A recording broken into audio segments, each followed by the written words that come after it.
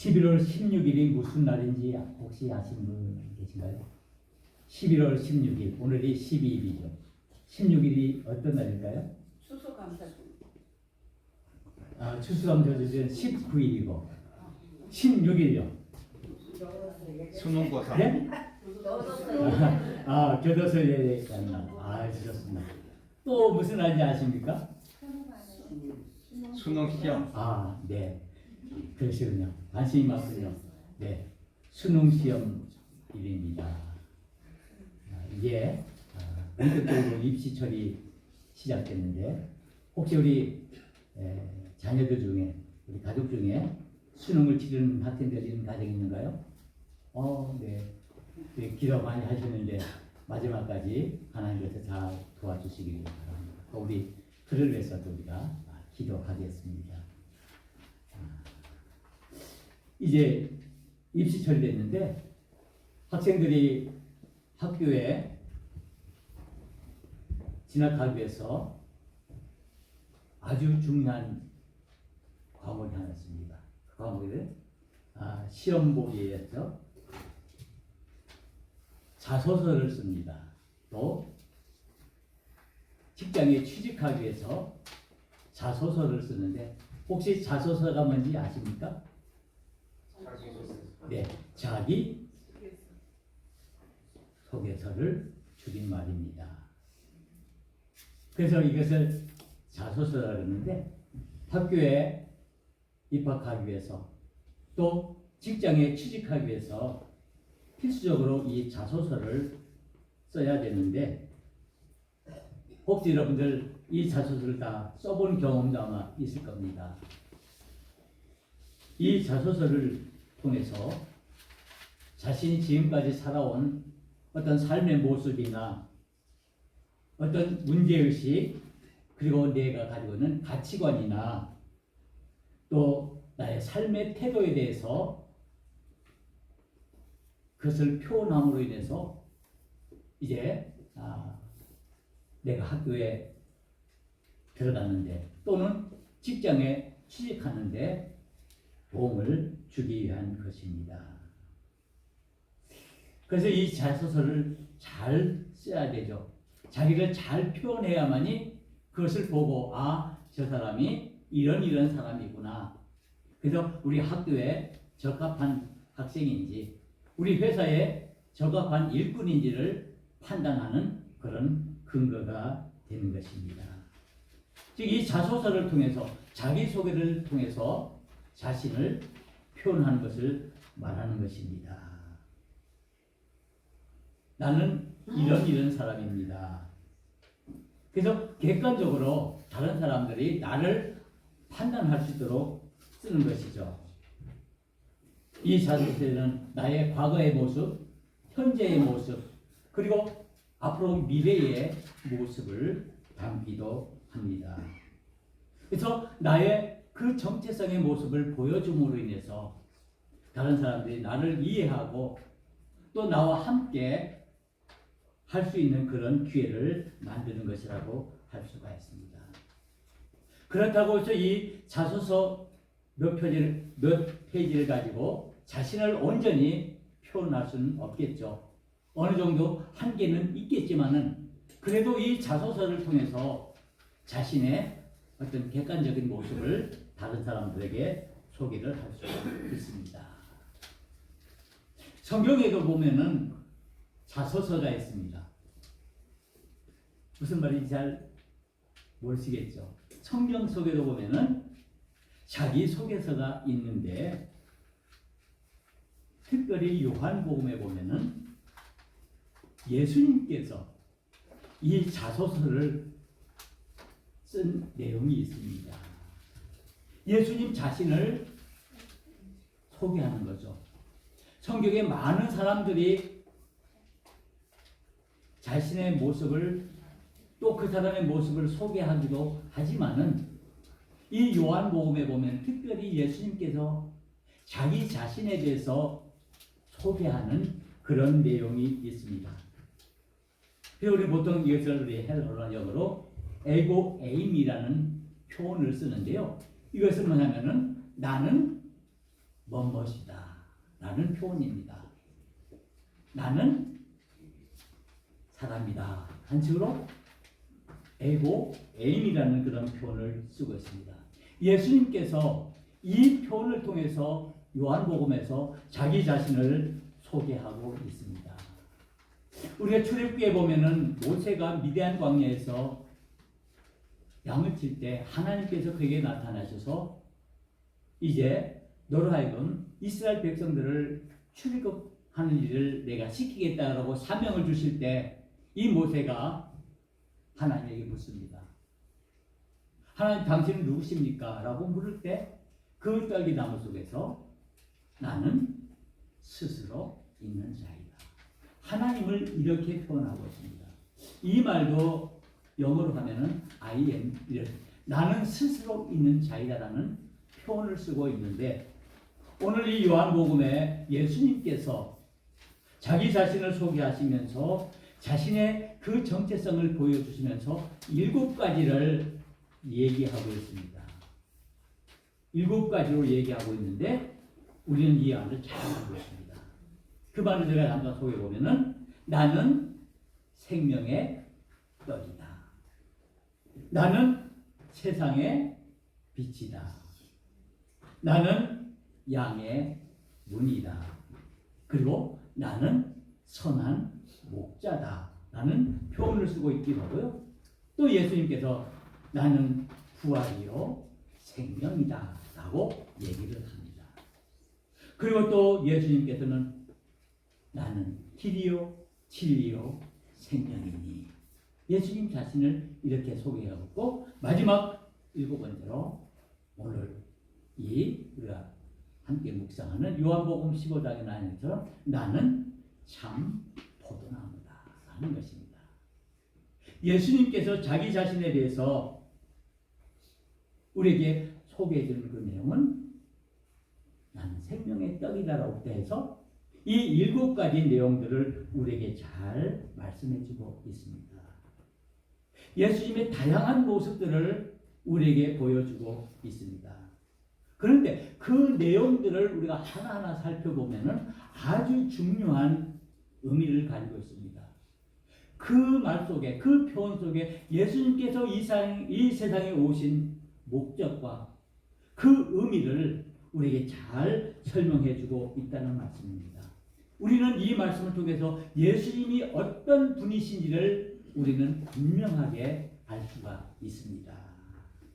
예수님께서 일하시는 그 모습, 예수님께서 우리에게 보여주시는 그 모습들을 이 7가지 예수님의 자기 소개, 즉 자기 표현에 의해서 우리는 그 내용들을 잘 알 수가 있습니다. 그리고 우리는 이 예수님의 소개를 통해서 예수님이 어떻게 이 세상에서 살아가셨는가를 우리에게 보여주고 있는 것을 우리가 보게 됩니다. 오늘 요한복음 15장 1절에서 8절 우리가 함께 읽으며 묵상한 이 말씀은 바로 예수님 자신의 표현입니다. 예수님 자신을 우리에게 소개한 내용입니다. 그래서 요한복음 15장 1절에 이렇게 말씀하고 있습니다. 나는 참 포도나무요 아버지는 농부라라고 말씀하고 있습니다. 예수님 자신을 참 포도나무라고 우리에게 소개를 하고 있습니다. 이것은 누가 붙여준 이야기가 아닙니다. 다른 사람이 예수님을 소개할 때 예수님은 포도나무라고 말한 것이 아니라 예수님 자신 스스로가 나는 참 포도나무다라고 말씀하고 있습니다. 이 말씀의 의미는 무엇일까요? 왜 예수님께서 자신을 포도나무라고 말씀하고 있을까요? 1절에서는 이렇게 말합니다. 나는 참 포도나무요 아버지는 농부라. 아버지와 나의 관계를 먼저 설명하고 있습니다. 즉 하나님과 나는 어떤 관계인가? 하나님과 예수님과의 관계는 어떤 관계인가를 말씀하고 있습니다. 그래서 예수님께서는 스스로를 포도나무라고 말하시면서 하나님을 농부라라고 말씀하고 있습니다. 나무와 농부로 비유를 하고 있습니다. 그런데 이것만이 전부가 아니라 또 다시 이렇게 말해주고 있습니다. 예수님께서 포도나무가 된 것은 우리와 관계를 또한 얘기하고 있는데 우리를 향해서는 가지라고 말씀하고 있습니다. 나무와 가지. 예수님과 우리와의 관계는 나무와 가지라는 관계를 이용해서 우리에게 말씀하고 있다는 것입니다. 그래서 우리는 이 말씀을 통해서 예수님께서는 참 포도나무가 되신다는 그 내용을 우리가 확인해야 합니다. 이 말씀은 비유의 말씀을 우리에게 주시는데 왜 나무의 이야기를 하고 있을까? 나무의 존재의 이유는 무엇입니까? 나무가 있는 이유는 그 나무를 통해서 열매를 맺는 것입니다. 열매를 이야기하고 있습니다.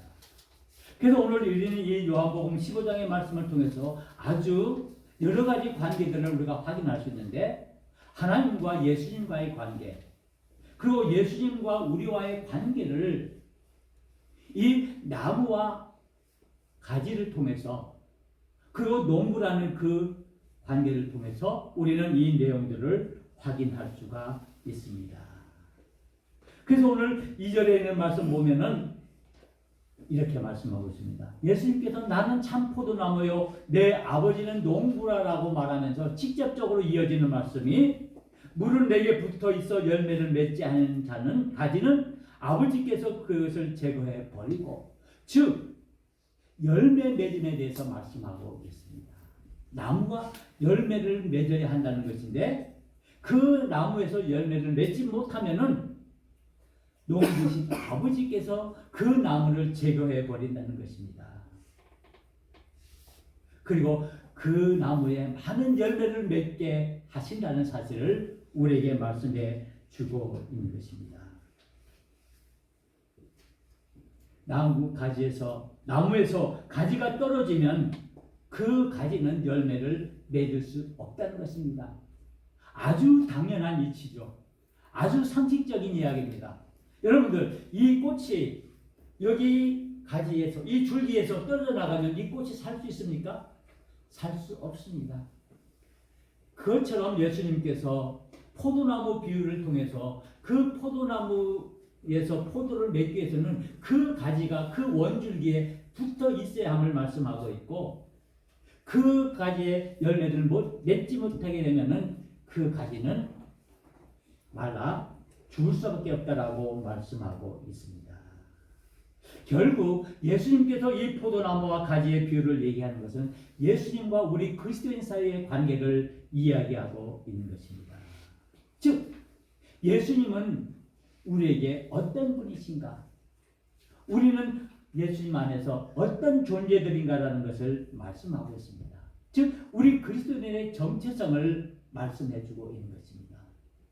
예수님 스스로가 자신을 나는 이런 사람이다. 나는 세상의 빛이다. 나는 생명의 떡이다. 나는 양의 문이다. 이와 같은 여러 가지 방법으로 자신을 소개하면서 그러면 너희들은 누구냐라는 것입니다.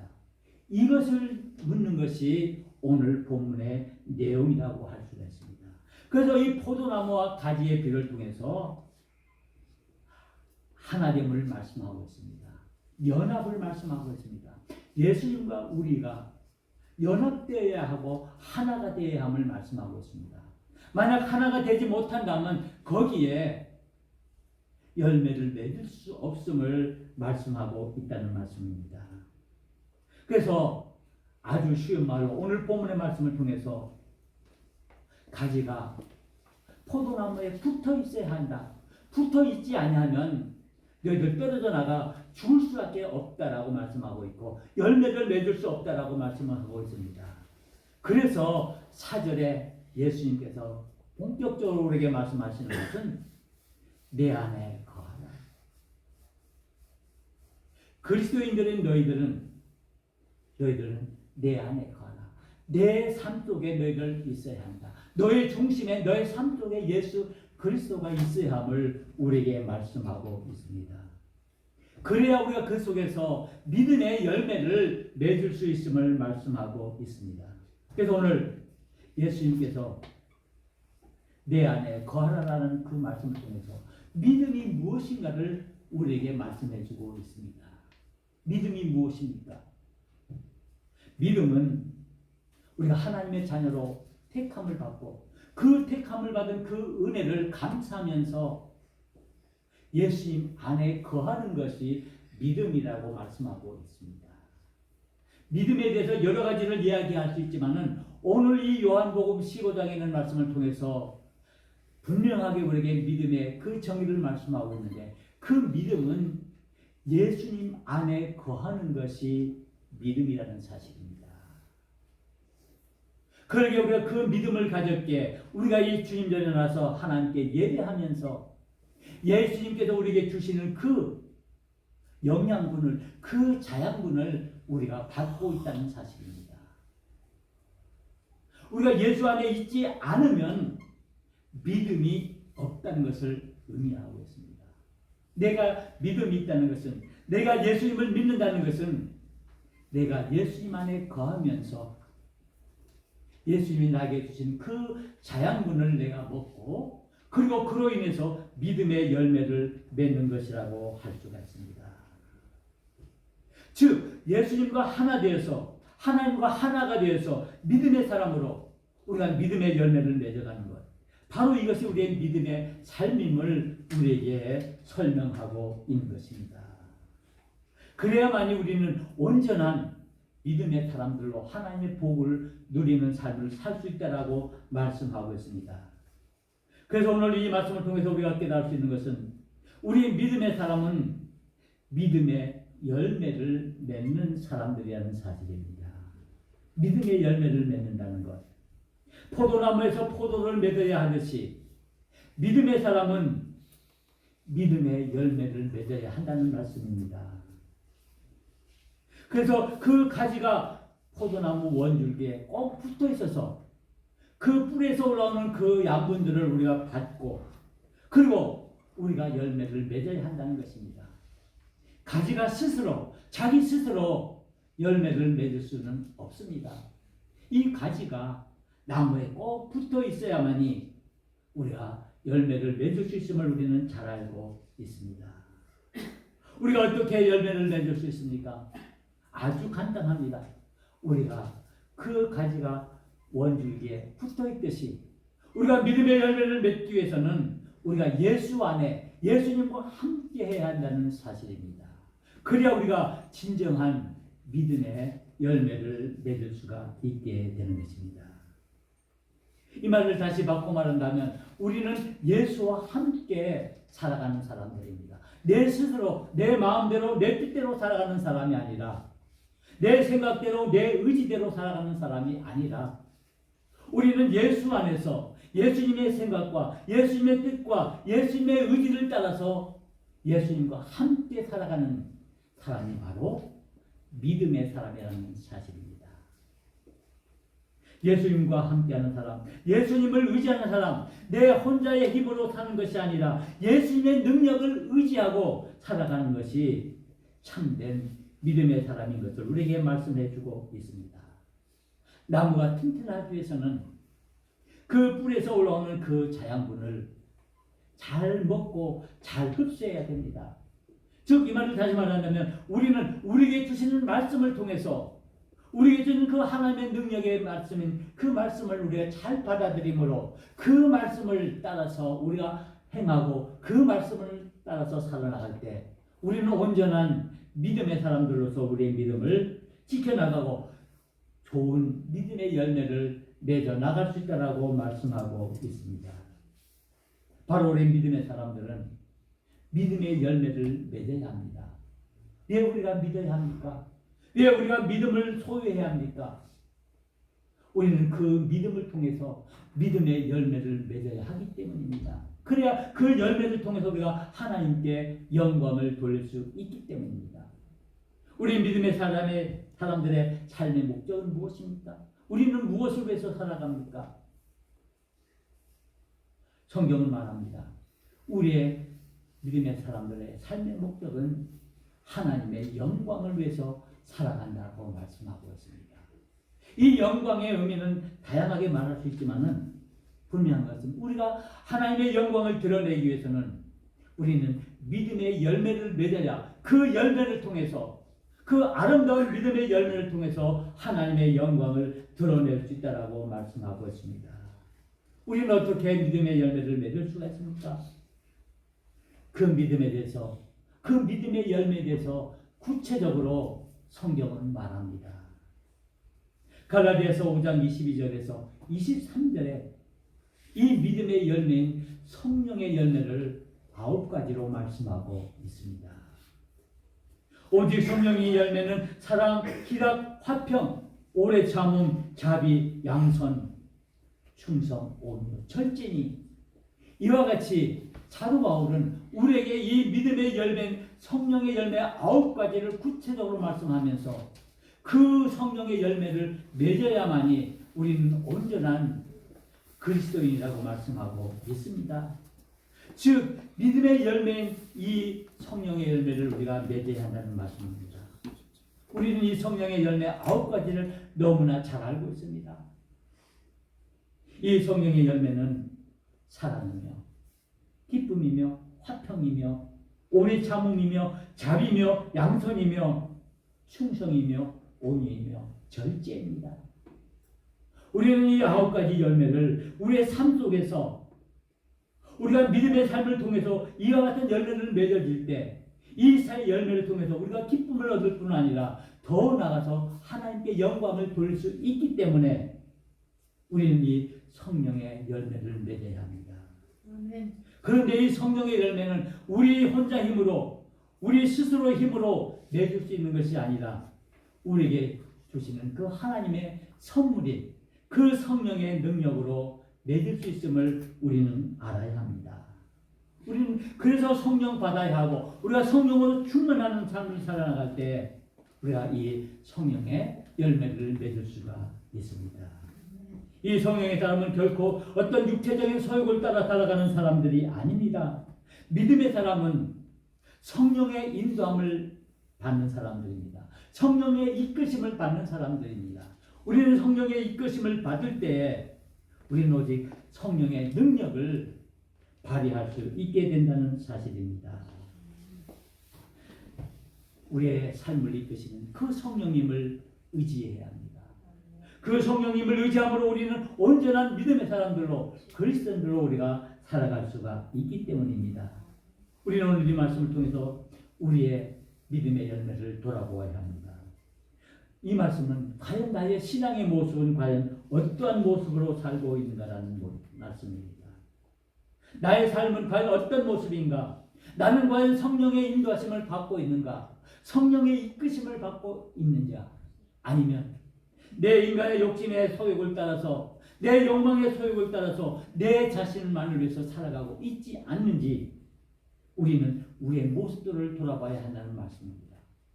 과연 나는 누구입니까? 나는 누구입니까? 우리는 하나님의 자녀들입니다. 하나님의 은혜로 택함을 받은 하나님의 백성들입니다. 이 은혜를 입은 것은 우리의 능력이나 우리의 가진 그 무엇으로 우리의 공로로 되어진 것이 아니라 하나님께서 우리에게 주신 그 은혜와 사랑으로 되어졌다는 사실입니다. 그래서 오늘 이 요한복음 15장 말씀을 계속 읽다 보면은 우리에게 이렇게 말씀하고 있습니다. 15장 16절에 있는 말씀입니다. 너희가 나를 택한 것이 아니요 내가 너희를 택하여 세웠나니 이는 너희로 가서 열매를 맺게 하고 또 너희 열매가 항상 있게 하여 내 이름으로 아버지께 무엇을 구하든지 다 받게 하려 함이라라고 말씀하고 있습니다. 너희가 나를 택한 것이 아니라라고 말씀하고 있습니다. 저와 여러분들이 예수님을 택한 것 아닙니다. 저와 여러분들이 하나님을 택한 것 아닙니다. 분명한 것은 오늘 이 말씀처럼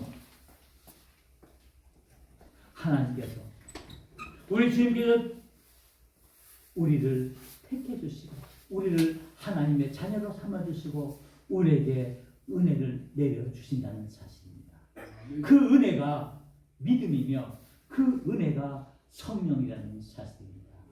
그러게 우리는 믿음의 사람이며 성령의 사람으로 택함을 받고 그 은혜로 살아가는 사람들입니다. 우리는 은혜로 살아가는 사람들입니다. 하나님께서 우리에게 베풀어 주신 그 은혜로 우리가 살아가기에 우리는 그 은혜를 따라 우리는 사랑의 삶을 살아야 합니다. 우리가 사랑한다는 것, 그것은 내 힘으로 내 능력으로 사랑하는 것이 아니라 하나님의 주신 그 성령의 능력으로 우리가 서로 사랑하고 우리가 믿음 안에서 하나가 되는 것입니다. 우리가 오래 참고 충성하고 온유하고 절제하는 이 모든 것, 내 힘으로 내 능력으로 되어지는 게 아님을 우리에게 말씀하고 있습니다. 하나님께서 나에게 주신 그 성령의 능력으로 이 모든 것들을 감당하도록 우리를 인도한다는 사실입니다. 이제 우리는 하나님의 자녀들로 택함을 받은 사람입니다.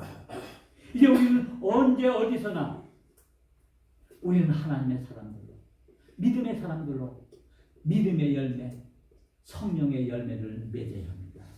즉 우리는 실천하는 그 믿음을 통해서 하나님의 영광을 드러낼 수 있는 것이기 때문입니다. 그래서 이와 같이 믿음의 열매를 맺는 사람이 진정한 하나님의 백성이고 우리 예수님의 제자라고 말씀하고 있습니다. 그래서 오늘 이 요한복음 15장에 있는 말씀을 통해서 제자의 길을 우리에게 말씀하고 있습니다. 참된 제자는 어떤 사람이 예수님의 제자입니다. 바로 열매를 맺는 믿음의 사람이 참된 제자라고 말씀하고 있습니다. 그래서 오늘 이 8절에 있는 말씀을 통해서 너희가 열매를 많이 맺으면 내 아버지께서 영광을 받으실 것이요 너희는 내 제자가 되리라. 내 제자가 되리라. 성령을 따라서 믿음을 따라서 그 믿음의 열매, 성령의 열매를 맺을 때 우리는 그 열매를 통해서 하나님께 영광을 돌릴 수 있고 또 그를 통해서 우리는 참된 제자의 길을 걸어갈 수 있다라는 말씀입니다. 누가 진정한 예수님의 제자입니까? 누가 진정한 예수님의 사랑을 입은 자입니까? 바로 하나님을 의지하고 하나님과 하나가 되어서 하나님의 주신 그 능력과 힘으로 우리는 믿음의 열매, 성령의 열매를 맺어가는 사람이 진정한 제자라는 사실입니다. 예수님께서는 이 말씀을 통해서 여러 가지 비유를 통해서 믿음의 열매가 없으면 그것을 찍어내버리겠다고 말씀하는 곳이 많습니다. 우리가 열매가 없으면 어떻습니까? 우리는 열매를 통해서 온전히 하나님께 영광을 돌릴 수 있습니다. 그러기 우리는 열매를 맺어야 합니다. 믿음의 열매를 맺어야 하고 성령의 열매를 맺어야 한다는 말씀입니다. 이 열매가 없으면 그 믿음은 헛된 믿음이라고 말씀하고 있습니다. 그래서 오늘 말씀에 너희가 열매를 많이 맺으면 내 아버지께 영광을 받으실 것이고 너희가 내 제자가 되리라고 말씀하고 있습니다. 나를 떠나서는 너희가 아무것도 할 수 없느니라. 너희들이 많은 열매를 맺기 위해서는 내 안에 거하라라고 우리 주님은 말씀하고 있습니다. 우리의 제자의 삶은 믿음의 열매를 맺는 삶입니다. 믿음 안에서 살아가고 온유하고 절제하면서 우리의 믿음들을 온전히 지켜나갈 때 우리는 하나님께 영광을 돌릴 수가 있습니다. 우리의 삶의 모습은 어떠해야 합니까? 우리는 어디에서 우리의 삶을 영위해야 됩니까? 오늘 성경은 우리에게 분명히 말씀합니다. 예수 안에서 너의 삶을 온전히 지키라고 말씀하고 있습니다. 예수 안에 생명이 있기 때문입니다. 예수 안에 부활이 있기 때문입니다. 예수 안에 구원이 있기 때문입니다. 그러기 우리는 예수 안에 거할 때 풍성한 믿음의 열매를 맺을 수가 있습니다. 내 안에 거하라 나도 너희 안에 거하리라. 우리가 예수님 안에 거할 때 예수님께서 친히 우리에게 다가오셔서 우리와 함께 하시면서 우리와 함께 거하신다는 사실입니다. 우리는 이 가을을 맞습니다. 많은 이 가을에 우리는 많은 열매를 맺어야 합니다. 우리는 이 가을을 통해서 우리는 많은 열매를 맺을 때, 우리는 믿음의 많은 열매를 맺을 때 그를 통해서 하나님의 영광을 드러낼 수 있기 때문입니다. 우리가 지금 이 가을에 우리가 길을 걷다 보면 과수원에 많은 풀들이 노랗게 익어가고 또 간들이 익어가고 많은 열매들을, 그 풍성한 열매를 우리가 봅니다. 우리는 그 열매를 볼 때마다 우리가 하나님께 감사합니다. 그 귀한 아름다운 열매를 주심을 우리가 감사하면서 우리는 다시 한번 우리의 모습을 돌아봐야 합니다. 과연 나는 믿음의 사람으로 나는 어떤 믿음의 열매를 맺어야 할까? 나는 성령의 사람으로 나는 어떤 성령의 열매를 맺어야 할까? 그 열매를 통해서 우리가 어떻게 하나님께 영광을 돌려야 할까를 우리가 생각해야 한다는 말씀입니다. 가을은 열매의 계절입니다. 이 가을을 통해서 우리는 하나님의 그 풍성한 은혜를 감사해야 합니다.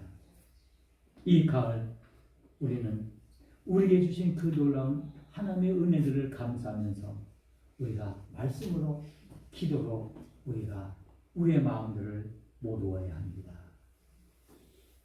김연석이라는 시인의 가을의 기도라는 시가 있습니다. 이분 시인은 목사님의 아들인데 이 성경을 바탕으로 많은 시를 썼습니다. 그리고 젊은 나이에 이렇게 돌아가셨는데 이 가을에 기도에 이런 내용을 쓰고 있습니다. 가을에는 기도하게 하소서. 가을에는 사랑하게 하소서. 가을에는 홀로 있게 하소서.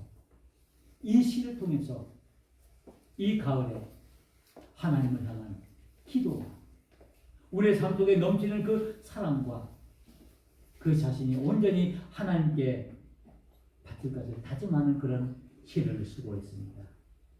우리는 이 가을에 다시 한번 믿음의 풍성한 열매를 위해서 나는 과연 어떤 믿음의 삶을 살아야 할 것인가를 다시 한번 기억하면서 오늘 우리에게 주시는 그 말씀을 우리가 기억하면서 내 안에 거하라 나도 너희 안에 거하리라. 나를 떠나서는 너희가 아무것도 할 수 없느니라. 우리의 포도나무가 되시는 우리 주님을 온전히 의지함으로 그 예수님 안에서 온전한 믿음의 열매를 맺는 귀한 믿음의 사람들로 우리의 삶을 온전히 살아가야 하겠습니다. 우리 주님은 말씀하십니다. 너희가 많은 열매를 맺으면 내 아버지께서 영광을 받으실 것이요 너희가 내 제자가 되리라. 기도하시겠습니다. 은혜로우신 하나님 아버지 감사합니다.